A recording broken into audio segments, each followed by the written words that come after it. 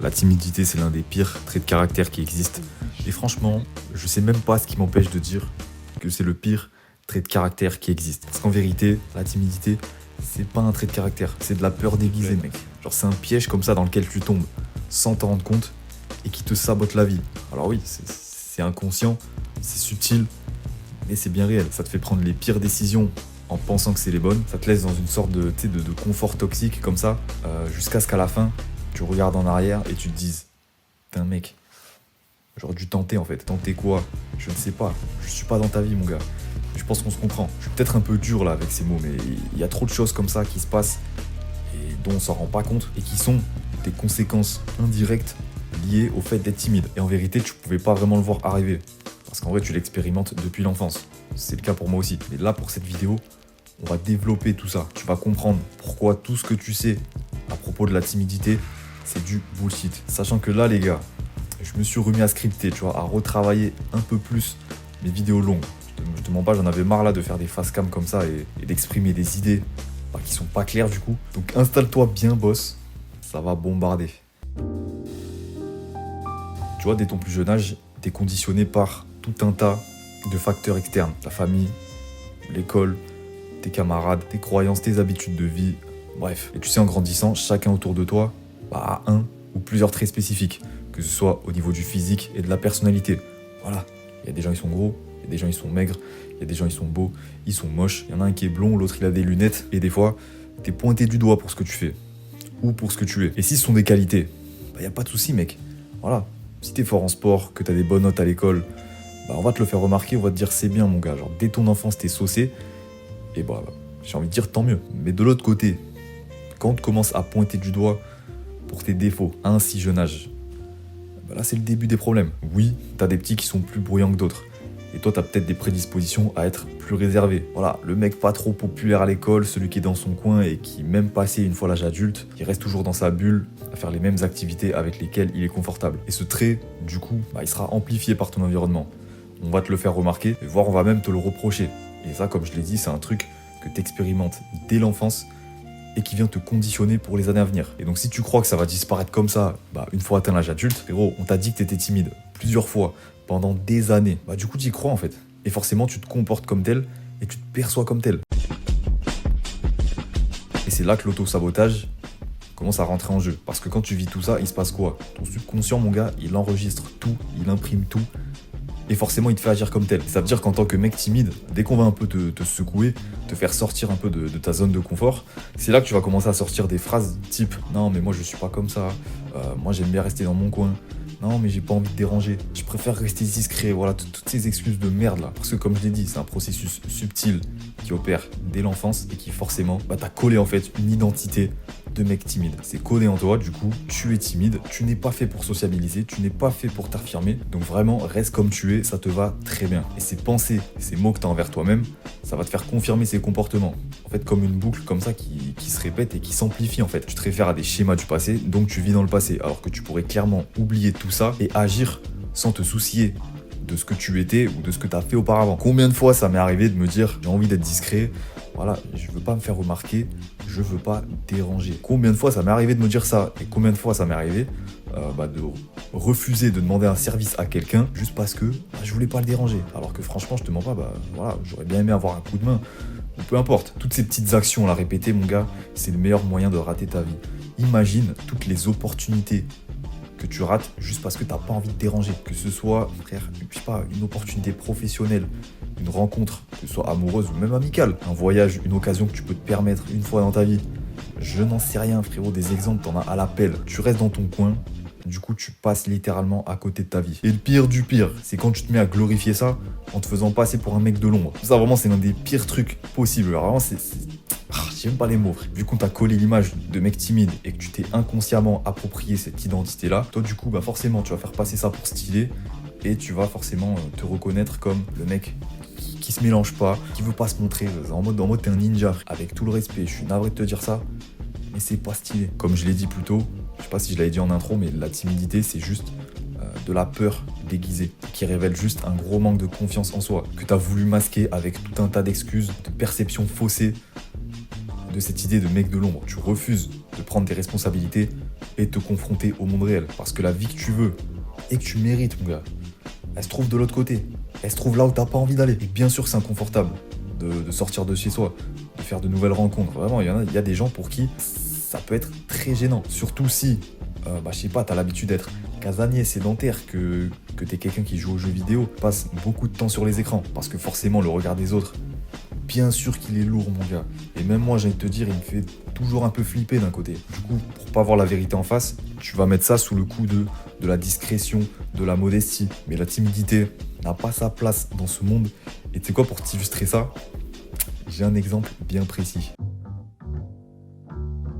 Alors c'est un peu une parenthèse, hein, mais franchement, je trouvais ça assez drôle à illustrer comme exemple. Surtout que de toute façon, mec, dès que ça parle de meufs, voilà, ça clique. Donc je sais que tu seras à l'affût, mon gars. Il y a des meufs, elles prétendent aimer les mecs timides. Ouais, tu sais comme quoi, voilà, c'est mignon, ça aurait du charme, etc. Bon, déjà, ça marche, surtout si le mec est beau gosse, déjà. Du coup, voilà, forcément, les mecs timides, ils croient qu'ils ont la cote. Ils se disent, putain, mec, ah, mais je suis timide, je suis mystérieux, t'inquiète, ça va lui plaire. Sauf qu'en fait, mon gars, c'est un peu technique. Mais il va falloir que tu comprennes un truc. Tout ce bullshit-là, c'est juste un fantasme qui relève de l'imaginaire. C'est-à-dire que la meuf, elle va pas fantasmer sur la timidité en elle-même, mais sur le contraste entre la timidité du mec et le potentiel de le voir se débloquer dans un contexte un peu plus intime. Je te fais pas un dessin. C'est-à-dire qu'elle va fantasmer sur l'idée de révéler son côté plus masculin, plus brut. Et c'est vraiment ce contraste entre le côté timide et le côté assumé qui fait fantasmer la meuf. Mais c'est pas la timidité en elle-même. Parce que comme on l'a dit, c'est de l'imaginaire. C'est dans la tête de la meuf. La réalité, mon gars, ça n'a rien à voir. Dans la réalité, mon gars, un mec full timide, c'est pas sexy. C'est pas sexy, frère. C'est-à-dire qu'en fait, lorsqu'il faudra parler à une meuf, il va complètement se chier dessus. La meuf, mon gars, elle sera pas du tout rassurée. Et forcément, tu vas laisser une mauvaise impression. Et elle n'éprouvera aucune attirance. Et au lit, frérot, c'est pareil, c'est même encore pire, je t'en parle même pas. Tu peux pas avoir de bons rapports en restant timide. C'est-à-dire si t'es là, t'es gêné, t'es stressé, forcément, à l'idée de te foutre à poil, mec. Si t'es mal à l'aise, la meuf, elle va le sentir. Et je te le garantis, mon gars, vous allez pas passer un bon moment. C'est pas un reproche que je fais envers la gente féminine. Vraiment, elle-même, des fois, ne se rend pas compte, n'arrive pas à mettre les mots dessus. Mais juste, ne te fie pas à une meuf qui prétend aimer les mecs timides. À la fin, mon gars, c'est vraiment l'assurance, la confiance en soi et le fait de prendre le lead qui compte et qui attire vraiment une fille. C'est juste que voilà, des fois, certaines d'entre elles se font des scénarios dans leur tête. Et c'est pour ça d'ailleurs que la littérature érotique a beaucoup de succès chez les meufs. Donc ça confirme, une fois de plus, que tu peux rien faire, tu peux rien construire en étant timide. Et les relations hommes-femmes, c'en est vraiment l'une des preuves les plus brutes.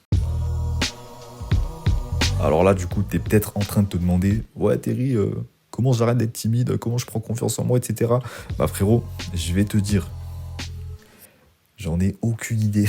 Plus sérieusement, de mon expérience, j'ai surmonté ça sans vraiment faire exprès. Disons que ma manière à moi de surmonter tout ça, c'était vraiment de faire beaucoup de sport. Ça a débloqué énormément de choses. Donc forcément, ma confiance en moi, mon aisance, ma faculté vraiment à parler et à connecter aux autres. Et puis forcément, tu as le fait de cultiver les bonnes habitudes autour et le fait d'être propre sur soi, bien habillé, bien coiffé, qui sont quand même des choses assez importantes à mes yeux. Et j'ai envie de te dire, c'est pas juste une question de sport, c'est une question d'identité. Tu en parlais d'identité tout à l'heure, mais en fait, le fait de me la buter et de kiffer ça progressivement, ça a fait que j'ai commencé à avoir cette identité d'athlète jusqu'à ce que on me fasse la remarque et à me percevoir comme le mec sportif. Et vu que je me sentais bien avec ça, forcément ta confiance en toi, elle monte, mon gars. Et surtout, moi qui depuis petit était perçu comme vraiment timide, et c'était le cas, tu vois, vraiment, j'étais anxieux, j'étais coincé, mon gars. J'ai compris tout le cirque dans lequel j'ai grandi et j'ai réalisé à quel point ça me définissait pas. Et toi, c'est pareil, mon gars. Et c'est vraiment l'un des trucs les plus importants que je veux que tu comprennes dans cette vidéo. C'est que tout ce que tu as vécu quand tu étais petit et cette identité que tu t'es collée, mec, ça ne te définit pas. Tu as le pouvoir de changer. C'est pas facile, mais tu peux, frère, vraiment. Vraiment, tu as comme une sorte de déclic comme ça où tu te dis, non, je ne suis pas comme ça. Alors ça fait 3 ans que je fais du contenu maintenant et y en a qui m'ont découvert avec ça. Sur TikTok là, tu sais, où je faisais les histoires de foot ou même ici, tu sais, avec les histoires de basket ou de NFL. En fait, c'est une idée comme ça qui m'a traversé l'esprit du jour au lendemain et j'ai exécuté cash en fait. Mais il y a encore quelques semaines avant de me lancer et même depuis tout petit, moi j'avais une idée qui était bien claire en tête. Jamais de la vie je m'affiche sur les réseaux. Vraiment, j'étais convaincu qu'il n'y a aucun monde où je prends une caméra comme ça, je parle devant et je pose ça sur internet. Enfin, typiquement, le simple fait de créer ces vidéos et de les exprimer aujourd'hui, y a aucun monde où ça aurait pu se passer en étant resté timide. Tu vois, je te parlais du fait de ne pas vouloir déranger. Et comme je dis, c'est un truc qui était vraiment très fréquent chez moi. Aujourd'hui, des fois, je suis casse-couille. Et j'en joue en fait, limite ça me fait rire, tu vois. Il y a plein de figures de réussite qui étaient des personnes timides, introverties, et qui ont dû faire ce travail intérieur, vraiment ce switch comportemental pour avoir ce qu'elles veulent. Car elles ont bien compris que c'est pas en restant dans ton coin que tu réussis. D'ailleurs, juste pour info, être timide et introverti, ce sont deux choses assez différentes. Et j'ai envie de te dire, c'est même pas le sujet de la vidéo. On peut en parler, tu vois. Et si t'en as envie, tu peux me le dire en commentaire. Mais pour en revenir à notre sujet, vraiment, il n'y a pas de technique secrète, il n'y a pas de hack, de méthode ultime pour arrêter d'être timide, pour avoir confiance en soi comme ça, si ce n'est de faire beaucoup de sport et d'avoir vraiment un physique qui te plaît. Moi, perso, vraiment, ça a été ça, en fait, le déclencheur. Car surtout, la timidité, elle vient du fait, car à vrai dire, la timidité, elle vient surtout d'un certain laisser-aller au niveau de ses habitudes, de son hygiène de vie, etc.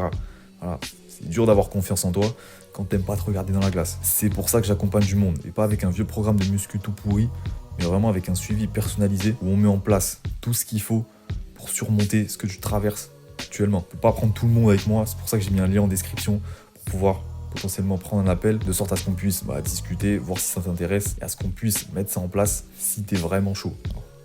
Alors, sinon, tu peux toujours me rejoindre sur Insta, je suis très actif dessus vraiment, et c'est là aussi que je peux discuter avec vous. Sur ce, Big Chef, prends soin de toi, on se dit à bientôt, et vraiment, je te le redis, arrête d'être timide, ça pue sa mère.